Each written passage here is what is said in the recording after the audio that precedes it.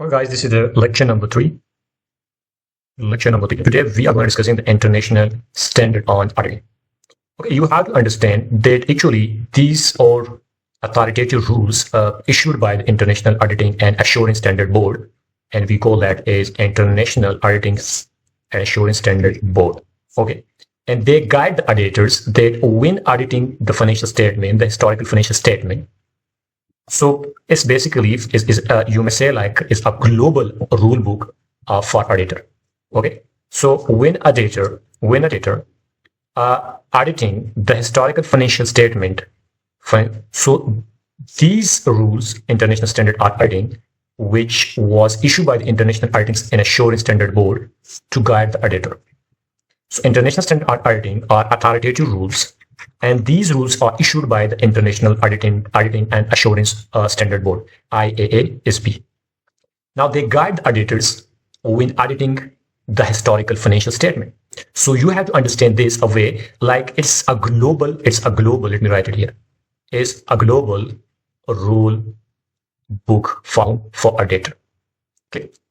Now, what are the purpose? What are the purpose of the International Standard on Auditing? So the purpose you will see here is the purpose. The ISA promote consistency and audit process. This means that it promote consistency and audit worldwide. Okay. The second thing, it also helps to achieve the international convergence of auditing practice. So here if you see, facilitate the international convergence of auditing practice. One thing more, you have to understand, they don't override local laws or regulation that go on the audit of the historical financial statement. This means that they don't override local law like Company Act. So let's say you are an auditor. Let's say you are an auditor in Pakistan, and an auditor in the UK both follow the International Standard on Auditing. So their audit approach looks similar. Even if the International Standard on Auditing say one thing, local law like Company Act still take priority. So what we have to understand here that International Standard on Auditing, ISA, make sure auditors around the world speak the same mean audit language, but local law is, you can say, like a boss. Okay, so you have to understand the three steps we have to understand here, that the first purpose of the ISA is promote consistency in the audit process. The second one is also facilitate the convergence, international convergence of auditing practice. And third one, they don't override local laws. Okay. So auditor can only say that audit done in accordance with ISA if all relevant standards are followed. So if you see here, this one, that an auditor should only represent compliance with ISA with all standards relevant to the specific circumstances of the audit have been complied with. IS 6.16 using the work of internal audit does not apply if there is no internal audit function. So this means that auditor can only say that audit done in accordance with the International Standard on Auditing if all relevant standards are followed. For example, we have an example here, the 610 using the work of internal audit. So using the work of internal audit means that this standard will not apply. It doesn't apply if the company has no internal audit department. Definitely, if there is no internal audit department, then how you will use the work of internal audit? So there will be no work. Now you have to understand this. The second thing is, let's say the ISA that is, let me write it here. International Standard on Auditing 570, which is about going concern, must be applied if there is doubt about the company's survival. So you have to apply this standard. So what we understand here, that you can't claim I follow the International Standard on Auditing unless you actually applied every standard that fits the situation. Clear? Now here we have the structure of the International Standard on Auditing. This is the structure. You see, what is here in the structure? First, you have to understand that every International Standard on Auditing contains, number one, introduction. You see introduction, you'll find introduction here.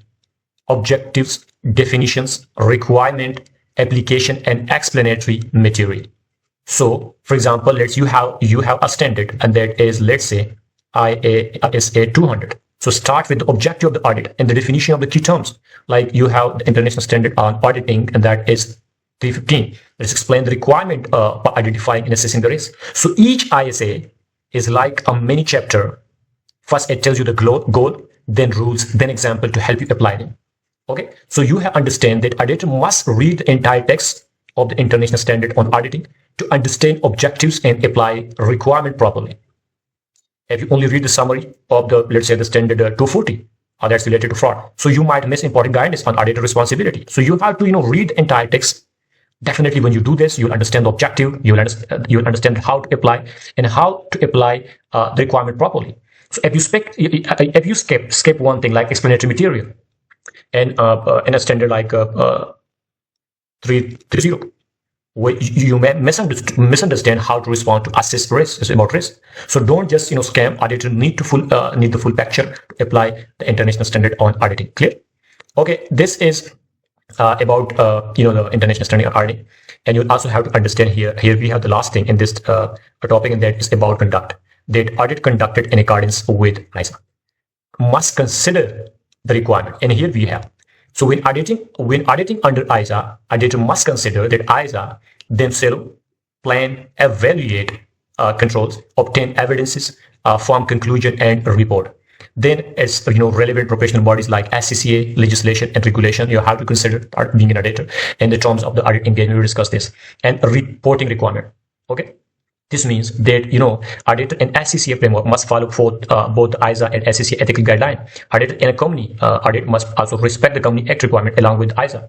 So in simple word, you can say like ISA is one piece of the puzzle. Auditor also follow professional rules, laws, and engagement contract. Clear? So you have understand about ISA that is a global auditing standard, ensure consistency, applied with the local laws.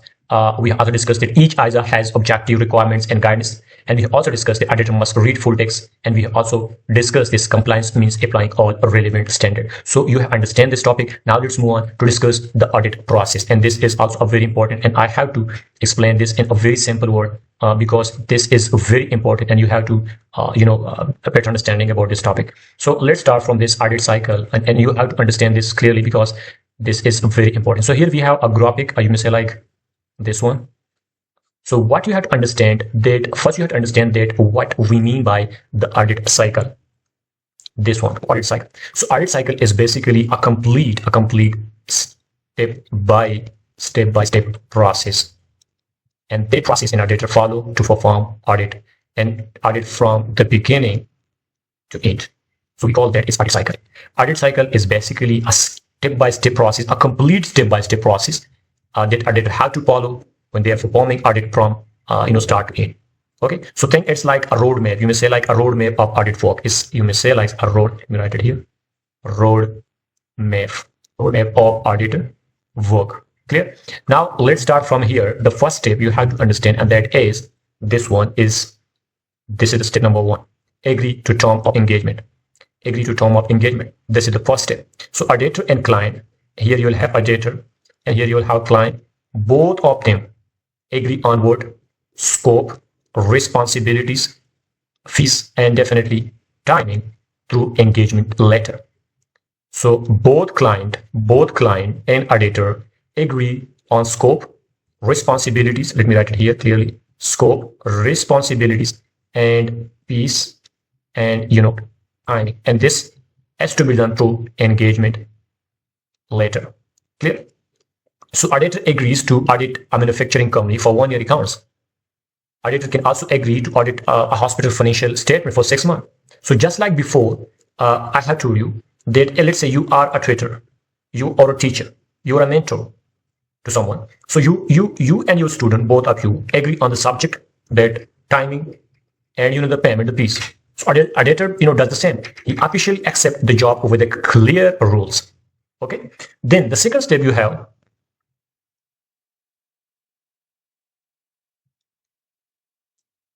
The second step you have, understand the entity and its environment. This is the step number 2.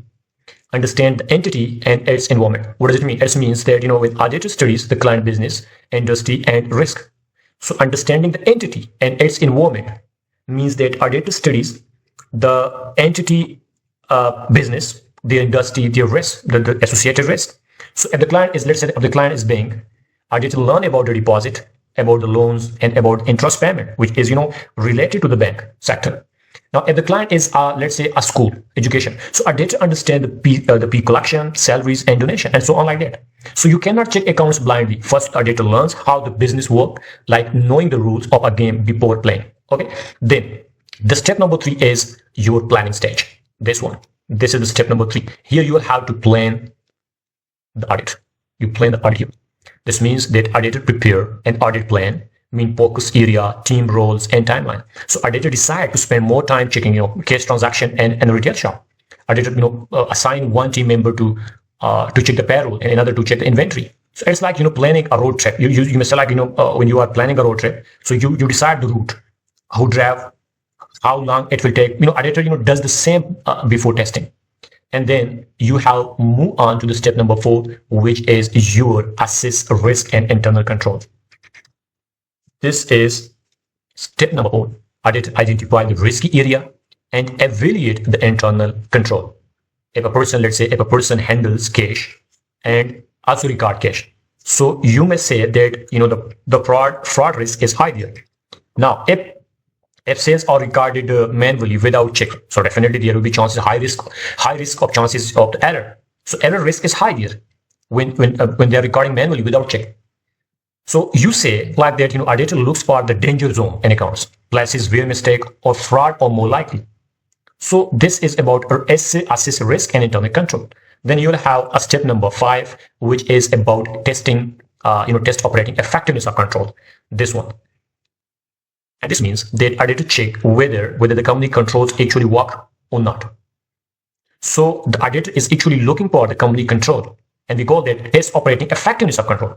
So company says, manager approve all purchases. Auditor checks if the approval really exists. Well, this is because the company claimed that manager approve all purchases. So auditor have to check if approval really exists. Let's say company say, a password protect the financial software. So auditor test if unauthorized access is possible. So these are the things you have to do as an auditor. Clear? And this is in a simple word. You can say like, it's like testing a lock. You have a lock. Let's say this is a lock. This is a lock. And company say that the lock is secure. This lock is secure. So auditor try to see if it really work or not. So the auditor will check it by using a different key. They were using just a different type of method to open. So they just want to check whether this lock is really secure or not. Okay, and that is the auditor duty. This is the stage number 5 for auditor to test operating effectiveness of control. Right. Then you will have the step number 6, that is perform substantive procedure, which means that auditor directly tests the accounting figure, and we call that as your substantive procedure. Substantive procedure on balances, transaction, and disclosure, which means that the auditor now directly tests the accounting figure. Auditor verify their bank balances by checking the bank statement. Auditor confirm receivable by contacting the customers. So auditor doesn't just trust the numbers. He double check them, like counting your cash to make sure that it matches with your notebook. So that is about substantive procedure on balances, transaction, and disclosure. Then you have the step number 7, and that is a review procedure. A review procedure means that auditor review all the audit evidences collected. So if the profit suddenly increases, so auditor investigate the reason that why the profit suddenly increases. So the auditor will think is they don't have to trust, don't have to appreciate, they have just to work with the appropriation skepticism. So when the profit suddenly increases, the auditor must investigate the reason. What are the reason behind this increase in the profit? Let's say if expenses drop sharply, then it will also check that whether the cost was shifted elsewhere. So these are the things which need to be reviewed and which need to be you have to check. So auditor step back and look at the big picture. If something look odd, he digs deeper, and that is the review procedure step. After that, obtain a written presentation, and this is your step number 8. And what we mean by the written representation, management provide a written confirmation. We call that is a written representation from the management side. So management provides written confirmation, and we call that as a written presentation. For example, management signed a letter confirming that all the liabilities are recorded. So that we call it a written representation about the liabilities. Management confirms that no major lawsuit are hidden. So it means that there is nothing hidden related to the lawsuit. So everything is disclosed, and this confirmation is from the management side, and we call that a written representation. Okay. Then at the last, you will have the opinion phase where the auditor form opinion and issue audit report. So auditor gives opinion on financial statement, and you know that. And we have 4 types of opinion. We'll discuss this later. But let me give you the example that how you have, for example, the auditor gives is unmodified opinion. This is unmodified opinion. If accounts are showed true and fair, mean fine when accounts are found. So this means unmodified. Unmodified opinion means unmodified for error. And then let's say there's some problems. So auditor use a qualified opinion if some issues exist, but not major. And there is, a disclaimer, and there's also adverse opinion. Okay, we'll discuss all these things. So auditor gives the final verdict that, like, judge give a decision. So he tells whether the accounts are fine, partly fine or not reliable. So these are the things you have to understand, and these are the steps. And at the last here, if you see, this is the documentation page, this one, and this is documentation, which means there's documentation throughout the audit. And all these steps you have to document. So documentation is done, is done during the whole audit process from beginning to end. So auditor records how the inventory was counted. Auditor keeps the evidence of bank confirmation. So auditor keeps a diary of everything he did. So anyone can check later and see the proof, right? So we have understand about the audit cycle. That audit cycle is to accept the audit job, then understand the business, then you have to plan the audit, then you will assess the risk, then you'll go for the test control, test figure, and then your review work and obtain audit representation, and at the last issue audit report. And during the whole process, you have to document all these things, right? So audit is not a random check. You have to understand this. Audit is not a random check. Okay, it's a systematic process, and I have shown you how this works. That when you're performing it is a proper sequence, and we call that is your audit cycle. Clear? So I hope you understand this, and you also understand this, the ISA, International Standard on Auditing, and also the audit cycle. In the next lecture, we'll discuss about that is the form and content, that what will be the form and content of the audit report here. So we'll discuss this in the next lecture, and after that, true and fair view, a reasonable assurance, professional. I hope you'll discuss all these small topics and a short and simple, you may say, like next lecture. So thank you for watching.